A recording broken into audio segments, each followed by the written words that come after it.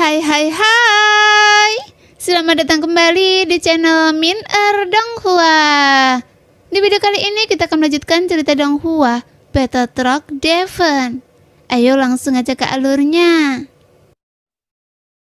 Jelas, pertanyaan sebelumnya juga membuktikan bahwa Xiaoyan tidak berbohong. Dan dia juga melihat melalui topeng anggota divisi kehancuran yang dia bunuh. Biar saya tebak, Zhang Messi yang Anda bunuh pasti memiliki topeng bermata vertikal kan? Tanpa menunggu Hua Chan menjawab, Xiaoyan terus mengucapkan kalimat ini yang membuat Hua Chan terdiam, yang menunjukkan bahwa Xiaoyan mungkin telah menebaknya dengan benar. Tidak, tebakan Anda salah, karena sosok Zhang Messi yang saya bunuh tidak punya mata. Suara Hua Chan tiba-tiba keluar perlahan. Saya sungguh minta maaf, tampaknya ada yang salah dengan informasi yang saya terima. Adapun benar atau salahnya perkataan Hua Chan, kalau dia tidak mengakuinya, ya sudahlah. Jelas, ini akan membuat Xiaoyan lebih yakin dengan tebakannya bahwa Hua Chan memang berbohong karena mencoba menutupi fakta bahwa dia telah menjadi anggota divisi kehancuran. Dan Hua Chan tidak tahu siapa Xiaoyan. Namun setelah pertemuan ini terakhir, Hua Chan pasti akan menyelidiki Xiaoyan. Tetapi Xiaoyan juga tidak takut akan hal ini. Jika tebakan saya benar, maka Hua Chan akan sama seperti saya. Dia hanya ingin mengintai di divisi kehancuran dan membentuk front persatuan dengan saya. Tetapi ada juga kemungkinan kedua. Dan jika itu yang terjadi, maka situasinya akan menjadi mengerikan. Jika Hua Chan berbohong sejak awal, berarti dia tidak pernah membunuh Zhang Messi. Dan cerita tentang dia yang mengejar dan membunuh orang di beberapa dunia juga dibuat-buat olehnya. Lagi pula, sekarang saya telah menggantikan Zhu Gen. Namun Hua Chan tidak seperti itu. Mungkin dia memiliki topeng dan pupil vertikal sejak awal. Singkatnya, Hua Chan tidak sesederhana itu. Lebih tepatnya, tidak semua orang di sini sederhana. Memikirkan hal ini, Xiaoyan hanya bisa menyimpan tebakannya. Karena tidak masalah apakah Hua Chan mengakuinya atau tidak. Tapi percakapan mereka telah disampaikan kepada orang lain dalam pertemuan tersebut. Jadi mereka akan memikirkannya sendiri. Meskipun sebelumnya Hua Chan telah membantu mereka. Tapi tidak peduli apapun, mereka seharusnya tidak membuat terlalu banyak masalah sekarang. Hanya saja beberapa hal perlu diungkapkan secara perlahan. Jadi tidak masalah untuk saat ini. Bagaimanapun butuh waktu untuk mengetahui situasi divisi kehancuran. Hua Chan berkata perlahan tanpa cacat sedikit pun, sehingga Xiaoyan tak dapat menahan diri untuk berpikir. Jika Hua Chan benar-benar bukan anggota divisi penghancuran, lalu siapa sekarang? Tetapi setelah Xiaoyan bergabung dengan pertemuan divisi kehancuran sebelumnya, dia mendapati bahwa tidak menjadi masalah siapa anggota divisi kehancuran itu. Lagi pula mereka adalah para provokator yang bisa memacu perang. Dan apa yang seharusnya orang-orang dalam pertemuan ini lakukan sekarang adalah meredakan peperangan di berbagai dunia. Tentu saja mereka juga perlu menyelidikinya. Pada saat yang sama, mereka juga harus menghilangkannya untuk menyelesaikan akar masalahnya. Setelah putaran diskusi berakhir, semua orang terdiam dan tidak seorang pun berbicara lagi. Hadirin sekalian, di zaman sekarang ini perselisihan pasti pernah terjadi di mana-mana. Seperti kata pepatah, kalau yang satu kehilangan yang lain juga ikut susah. Dunia lain mengincar posisi 9 alam, jadi saya harap semua orang dapat bersatu untuk menghadapi musuh bersama. Setelah keheningan, sebuah suara nomor 1 akhirnya keluar dan segera memecah keheningan. Tepat seperti yang dipikirkan Xiaoyan, divisi kehancuran menyebabkan perang dan pertemuan alam dewa kekacauan ini untuk mengkoorganisasi semua orang kuat untuk saling melindungi. Namun kalimat terakhir menghadapi musuh bersama sangat menarik. Apakah musuh bersama yang Anda sebutkan adalah divisi kehancuran? Jika tidak, apa musuh kita bersama? Hua Chan bertanya langsung. Para anggota divisi penghancuran adalah keberadaan nyata seperti Anda. Apa yang ingin mereka lakukan adalah menumbangkan ke-9 dunia utama dan menghancurkan 9 dunia utama untuk mengubah status quo. Oleh karena itu, saya akan membuat pesanan baru.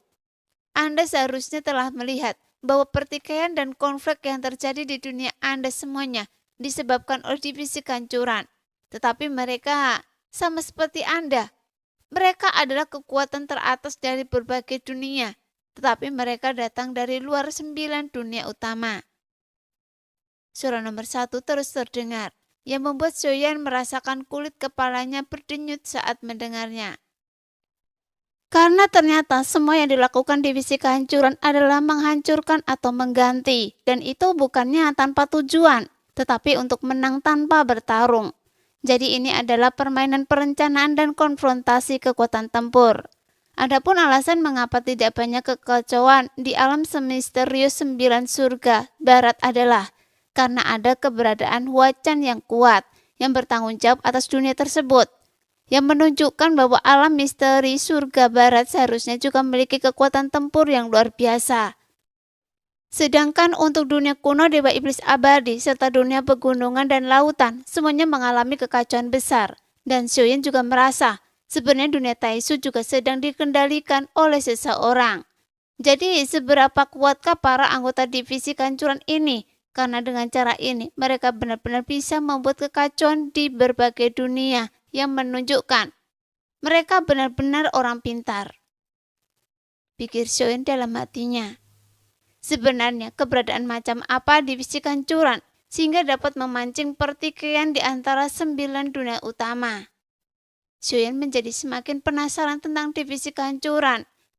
Hanya saja dia belum sempat mempelajarinya sebelumnya, tapi sekarang dia mengenakan topeng Jugen. Jadi tidak peduli apapun tujuannya, dia bisa memasuki pertemuan divisi kehancuran.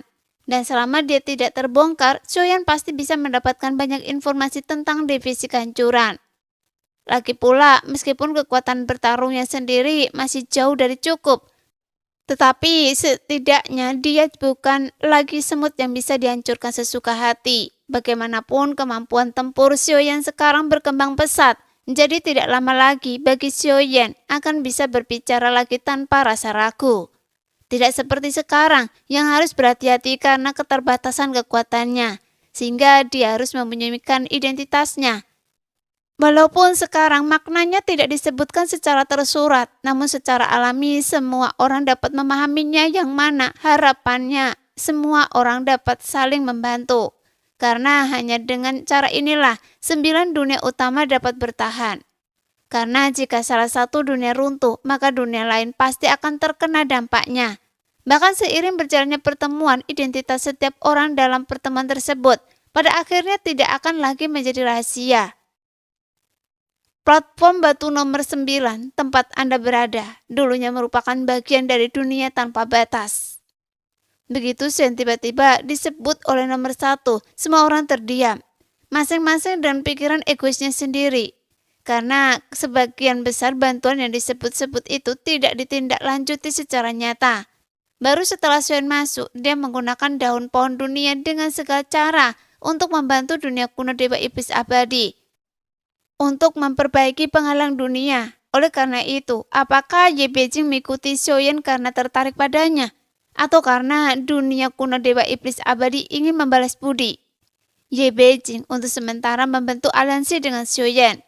Tentu saja hubungan antara kedua dunia tersebut belum mencapai titik, di mana dunia kuno Dewa Iblis Abadi akan mengirimkan bala bantuan dengan cara apapun. Setelah perang sesungguhnya dengan Taisu meletus.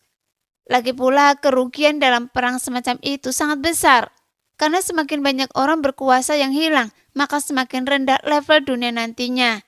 Jika seseorang menghadapi krisis akan sulit untuk menolaknya, jadi masing-masing punya kelebihan dan kekurangan. Tetapi bila tidak saling menjaga, maka hasilnya bisa lebih buruk. Setelah kehancuran dunia tanpa batas, dunia sensi segera menggantikan mereka yang merupakan pelajaran bagi kita. Jadi setiap orang punya krisisnya masing-masing. Kalian semua adalah orang-orang kuat dari dunia yang berbeda, tapi terserah Anda untuk memilih. Sekarang Anda dapat berbicara dengan bebas. Akhirnya tak seorang pun berbicara selama beberapa saat. 5. Jika Anda membutuhkan bantuan, saya dapat membantu Anda sekali saja. Huacan tiba-tiba berbicara lebih dulu. Bagaimanapun Wajan sangat mendominasi, seolah-olah dia tidak menganggap serius siapapun. Namun kesombongan seperti itu bukanlah kesombongan, tetapi dia benar-benar memiliki kekuatan tempur terbaik di dunia. Dan itu adalah kepercayaan diri yang mutlak. Terima kasih. Dunia pegunungan dan lautan memiliki pasang surutnya. Tidak ada perbedaan antara yang baik dan yang jahat. Semua ras merupakan satu dari sekian banyak ras. Nomor 5, segera menjawab secara acak. Di alam misterius surga barat ada Jiu Jiyin, tetapi dia menentang para dewa dan merupakan raja iblis. Tapi dia tidak harus pergi ke dunia pegunungan dan lautan untuk menjadi raja yang baru. Sekarang nomor 2 tidak lagi menyembunyikan apapun tetapi memberitahu semua orang yang dikenalnya tentang Jiu Jiyin. Bagaimanapun meskipun ada Jiu Jiyin di setiap dunia, tapi hanya ada satu orang dalam setiap dunia yang memiliki warisan dengan garis keturunan yang sebenarnya. Nah, demikianlah video hari ini. Terima kasih sudah menonton video Min sampai selesai. Sampai jumpa lagi di video selanjutnya.